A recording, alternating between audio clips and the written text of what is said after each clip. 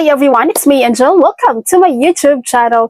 5 super seniors receive the cash gift.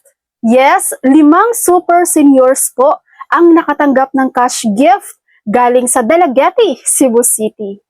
Ano ba tong super seniors na to? Ang super seniors guys, ito yung tawag sa mga senior citizens sa Dalagete, Cebu City na nag-reach na po ng 95 years old and above, no? At itong 5 super seniors na to guys, sila yung pinakaunang senior citizen sa area nila na nabibigyan ng cash gift. Pero wait, anong batas ito? Bakit meron silang ganito? Ito po ay naging municipal ordinance ng Dalagete City, Cebu na may Municipal Ordinance number 2023-303 na kung saan po na ang kanilang senior citizen na umabot ng 95 years old and above, yun po ay tatawagin po nilang super seniors na kung saan ay makakatanggap din po ng cash gift.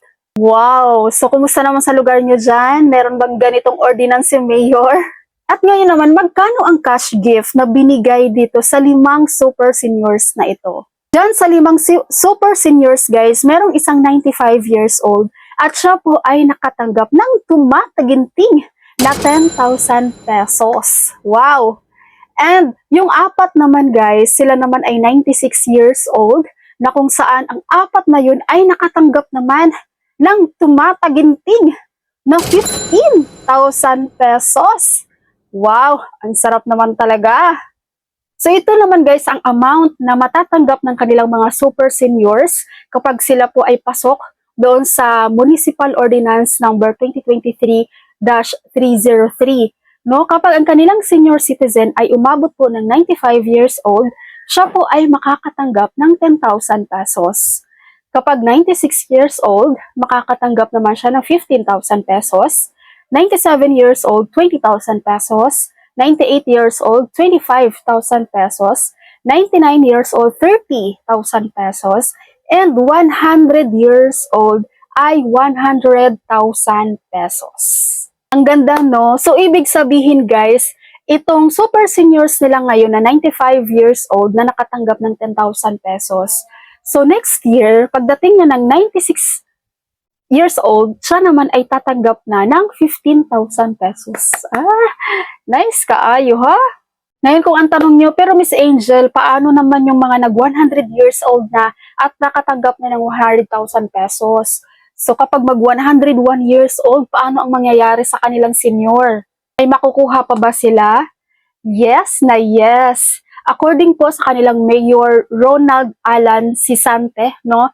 Napakaganda ng offer guys. Kapag mag 101 years old na ang kanilang super seniors, every birthday niya po, continuous yun, na may matatanggap po siya yearly na 25,000 pesos. Ayay, no? Ang ganda. Kasi hindi nag-i-stop doon sa 100,000 pesos na nakuha niya nung 100 years old siya, di ba? So kapag mag 101 years old siya, meron pa rin siyang makuha 25,000.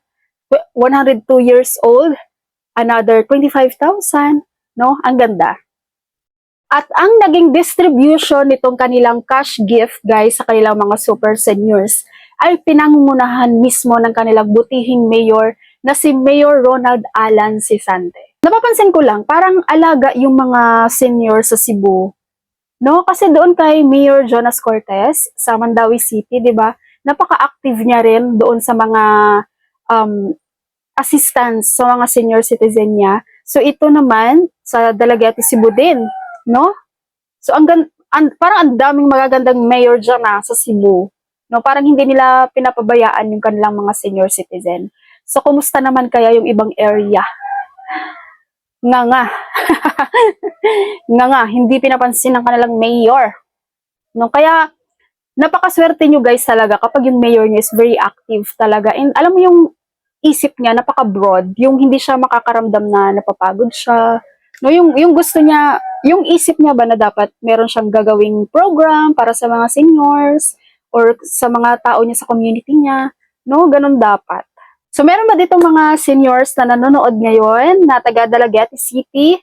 Ayan, nakakatuwa sa area niyo guys. And be strong lagi and be healthy para maabutan niyo yung cash gift, no, pagdating ng 95 years old and up.